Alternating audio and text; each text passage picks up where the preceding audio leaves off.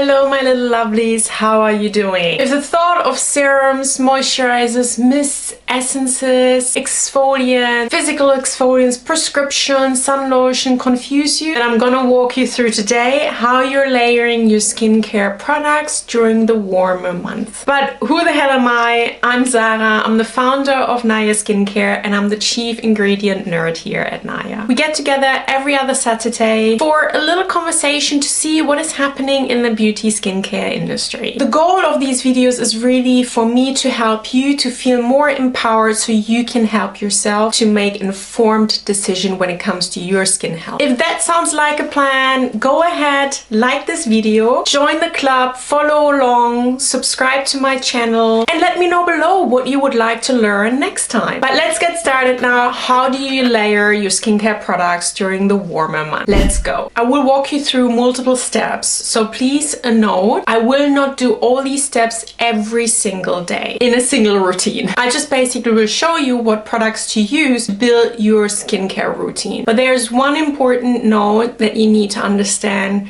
right away. It's important for you to know and understand that when you are building your skincare routine, that you are understanding your skin focus. What do I mean by that? What is your biggest skin problem? And we all have problems. Is it blemishes? Is it fine lines? Is it hyperpigmentation? Identify your key problem that you would like to tackle, and around that problem you're going to build your skincare routine. Make sure you're cutting off all the noise from influencers, celebrities, from other people, and focus on you. The other point I would like you to remember, and this is the name of the game, so repeat after me: consistency over intensity. The goal of this is to get a little bit of everything of these steps in your routine, not just in one evening but throughout your week. So we're not trying to cramp all these steps into one single evening routine, but we are looking at your whole entire week and how you can split the different steps across your week to, of course, achieve your skin goal. Because you will learn in this video that some of these steps you can't do back to back, because you will overwork your skin and then ultimately you will inflame your skin barrier. And the skin barrier is the most important barrier, and we want to make sure we don't cause inflammation to that. Imagine it's like going to the gym and you want to get stronger or bigger arms or more toned legs. You don't work them out every single day. No, you work them out multiple times a week, but you mix it up. And this is the same when it comes to your skincare routine. If this is of interest and you want these questions to get answered, stick with me and let's start. Let's talk about your step one, or rather a preparation step before you actually jump straight into your skincare routine. And that's something that you do in the morning and in the evening, and it's brushing your teeth. You're now like, I'm already brushing my teeth. Yes, but you brush your teeth before your skincare routine. And it sounds so obvious, but unfortunately sometimes it's just not obvious, because we're just in a flow and we do things based on habits. And a lot of people out there, they do their routine, their skincare routine first, and then they brush their teeth. So then you get something around your mouth, or you spill something onto your neck, and then you try to wipe off that toothpaste, and in that moment you also wipe away the skincare that you just previously applied. So start off with brushing your teeth first, and you will thank me later. Let's get started with step number one in your skincare routine. Cleansers are probably the most boring step out of the entire routine, but they're the most overlooked step, and they're really the most important step. Why? Because the cleanser will set you up for success or for failure, because the cleanser really has the ability to change the course of how your skin reacts and lives. Because cleansing is the first step in your routine to allow your skin to have a fresh base for all that is to come. Personally, I cleanse at night. I do not cleanse in the morning, but we're gonna talk about that later in the video. So I use a very gentle cleanser in the evening, and I use just water in the morning. I forgot to mention, the focus of this video is really your nighttime routine. Towards the end of the video, we will talk about the morning routine briefly. And when I talk about a cleanser, I talk about a gentle but effective cleanser. A cleanser without any sort of actives. Firstly, I would use really our everyday cleansing oil. You can see it's pretty used already. I use it every single day in the evening, and it's without any actives. And the everyday cleansing oil is really a 2-in-1 cleanser. It is a cleansing oil that really easily removes mascara, makeup, your sunscreen, any dirt and pollution that has been collected on your skin during the day. And the best bit is it really doesn't sting your eyes. Like I said, it's a 2-in-1. You can either do it and use it as a double cleanse. First, you do the cleansing with the oil to get rid of any stubborn dirt, and then you follow up with the milky cleanser. And if you don't want to do the 2-in-1, then you just do the milk cleanser. You mix a couple of drops of water in the palm of your hand with the oil, mix it together, it turns into a milky emulsion, and then you apply it onto your skin to sort of do a very gentle, easy cleanse. Of course, you can use as well any other cleanser, but the key is here really to use a cleanser without any actives. It is really pointless to buy a cleanser with an active in it, because the idea is really to kind of wipe the dirt away,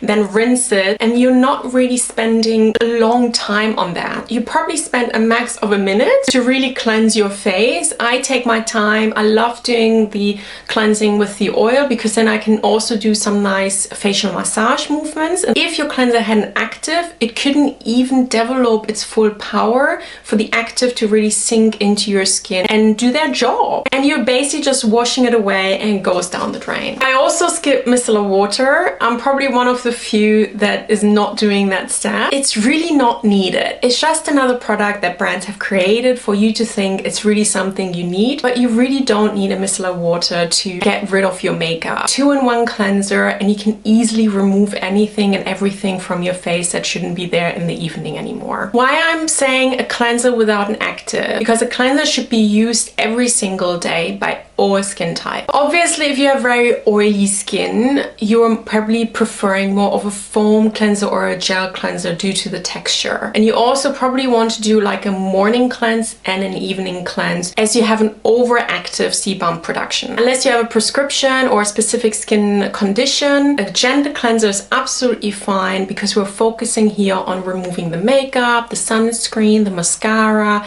like any dirt and grime from the day, so that then the following products that you're applying can work off a fresh, clean canvas and can really start to work right away and don't really have to work themselves through the layers of dirt. I also love combining my cleansers with a cotton pad, because they're really great to kind of remove any sort of residue of it. And it's also really nice to kind of refreshing, and you can always do a test as well with it if you have actually gotten off everything really easily. So that's really good.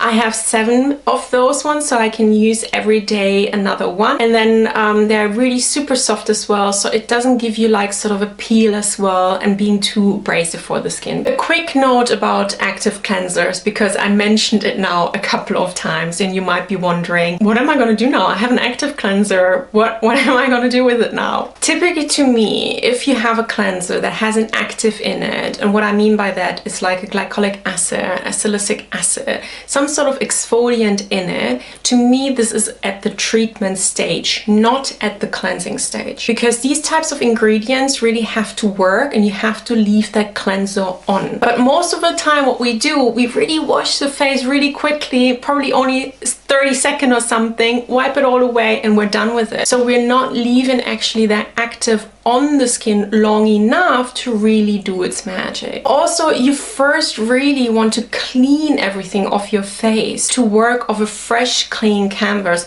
So the actives you're applying don't have to kind of work themselves through these layers, but they can right away work on the skin. So I feel it's really misleading when brands are selling active cleansers, because they exactly know that a cleansing step is for us a really quick cleanse, a really quick step to get to the next stage. Actually, you're spending all this money, you have all your hopes up to see a difference, and then you just wash it away really quickly and it goes down the drain, and you don't see any results on the back of that, and you just thrown out your money out of the window. And we really want to make smart skin investments. And it's also not necessarily the user's fault, simply the manufacturing telling you one thing to sell you just another product. Because like I said, for an active to work, you really need to leave it it on longer on your skin. And that leads me nicely into the second step of the skincare routine, chemical exfoliants. So let's talk about step 2, chemical exfoliants. So if you just have used a cleanser with an active that includes like a chemical exfoliant, you will skip that step now. If you have used a gentle cleanser without any chemical exfoliants, this step is for you. Exfoliating is very, very important for your skin because it allows for our cells on our skin to turn over more efficiently, getting basically rid of those dead skin cells that are just sitting on your skin and creating this dull kind of look and just lingering around. There is a different type of chemical exfoliant depending on your skin problem. If you have blemish prone skin, you use salicylic acid, clear out those pores. If you have hyperpigmentation, you go for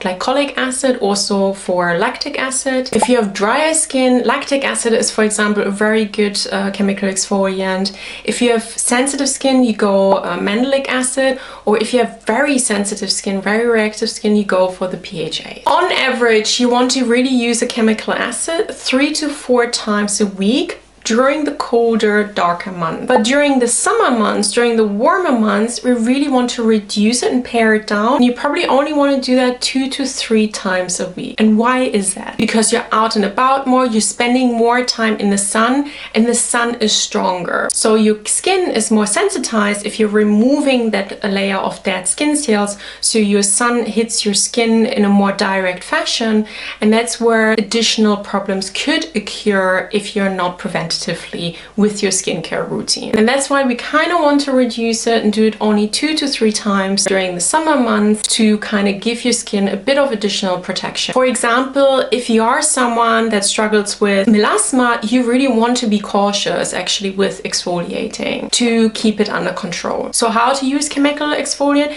It really depends again on your skin focus and the percentage of it in that product you are specifically using. So if I use a chemical exfoliant, I prefer a gel-based one, and the reason being is so I can be really specific where I want to apply it to. Let's say, for example, you're very sensitive around the eyes, so I can apply it further away from the eye area. Or let's say you are someone that has very oily T-zone, so you mainly want to actually apply something onto that area and want to apply maybe more of a hydration mask onto your cheeks. So you can be really precise and pinpoint the area that you want to focus on with a gel-based exfoliant. Typically, you leave a chemical exfoliant on from all the way to 5 to maybe like around 30 minutes. Again, it really depends on the type of exfoliant and also the percentage level in that product and how it's formulated. Let's go now to step 3. Step 3 is really for people that live in a drier climate, in a drier environment, but also that probably tend to have drier skin. And this step is about mists, toners and essences. I really combine these products in one category because I really see them as one. To me, they're really the same product, just in a different texture, from very watery to more gel-based. I know I'm probably the only one with this view in the industry, but to me, it's just a matter of brands needed to sell more product, came up with new product names, and came up with a new reason for these products to exist to add them into their portfolio. I really want to simplify people's routines and provide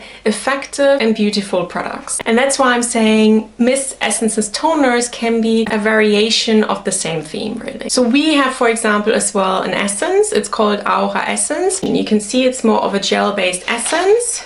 It's not very watery. Our essence, for example, focuses on rehydration, having 5 different types of hyaluronic acid. It also strengthens the skin immune system and also the skin barrier to rebalance the microbiome after your cleansing and exfoliant step. But there are other types of essences out there in the market that will include exfoliant acids. That's why it's important for you to understand what type of product you're using and flip that bottle around and have a look at that Inky list and if you can spot an exfoliant acid. So simply pick your format and stick to it, and don't try to double dip because your skin will get inflamed as you are overworking your skin. And when I say double dip in a single routine, because we're just walking through right now through an entire routine, I also mean consecutive days. So what do I mean by that? I mean don't exfoliate on Monday, Tuesday, Wednesday, Thursday and Friday. And when I hear people as well exfoliate twice a day, I could just nearly lose my mind. So just be aware what what ingredients are in your products and allocate them accordingly. I hope you find this helpful, but if you have any question, because I know it's a lot of information, it can be quite confusing, then leave me a comment below. Let's get to the next step. Number 4. Let's talk about serums. Serums are really the heartbeat of every skincare routine. I mean, I absolutely love serums. I don't want to miss a serum. Like, if there would be only one product I could use, it would be a serum. They are really the ones that really target and hone down on your skin problem. So you now have prepared your skin, you have cleansed it, you have removed any dead skin cells, so you have that really clean and fresh canvas. And now you can pick the serum that really you chose to focus on your skin problem. Just do me one favor. I really like you guys to use a multi-ingredient serum and not a single ingredient serum. You know, if you have been around, I don't like the single ingredient story. I am a great fan of using a product that has multi-ingredients in it in order to target a specific skin problem that you are experiencing. Our Glow Serum has 5 different actives in it. At higher concentration to even out your skin, re-energize your skin, to hydrate your skin. It also includes a vitamin C to address those pigmentations or give your skin a gentle glow up. So pick your focus and based on that, pick your serum with a multi-ingredient story. And the last step is your moisturizing step. Using a moisturizer is really to get you where you want to get to. It seals in all this goodness that you've just applied onto your face. And a moisturizer again varies depending on the texture you prefer or the environment you're in. If you're in a more drier environment or in a more humid environment. So you can have a cream-based one, you can have a gel-based one, you can have a lighter one, a heavier one. I mean, the choice is yours really. For some, even the serum might be enough and they don't need anything else to apply. And this is also the stage where you can apply a face oil. So simply become aware what texture you prefer on your skin. I prefer a moisturizer that protects me from the damage of the days, is rich in antioxidants, protects my skin barrier and feels light on my skin. So it is rich in actives and also in antioxidants, but it protects me from the damages of the day. And normally if you guys like a face oil, this is also the step to apply your face oil at this stage. Depending on what your preference is, again, what texture you prefer, and during the warmer months, I tend to not use that much face oil actually. I prefer the lighter textures. And depending if you're someone that has oilier, blemish prone skin or drier skin, if you're drier skin, you probably can tolerate still richer creams and face oil. But if you're on the oily and blemish prone side, you probably want to steer away from that because it might clog your pores more and it might actually trigger more blemishes during the warmer months because your sebum production is really on its high during these warmer months. As we are talking about the evening routine, we're coming as well to the stage where you are applying your retinoids. So this is the stage as well where you, if you are a retinol person, you are applying your retinol. And if you have sensitive and stressed skin, that's the ideal step to apply them then. And that's really it, guys. That is your evening routine over a week. So like I said, this is not all in consecutive days, one a day after another, and you do that every single day of a week, but you do that across an entire week. If you are finding this confusing and you need more guidance, then have a look at skin cycling. I do enjoy skin cycling because it does give you sort of a program over a week when you have to use what kind of products. If you want to learn more about it, head over to our website and check out our blog. So let's briefly have a look at the morning routine, which is basically just much simpler than the nighttime routine. So you basically wake up